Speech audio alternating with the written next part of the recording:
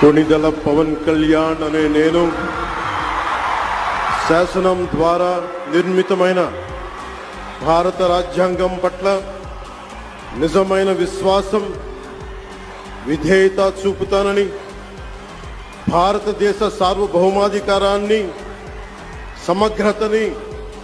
కాపాడుతానని, ఆంధ్రప్రదేశ్ రాష్ట్ర మంత్రిగా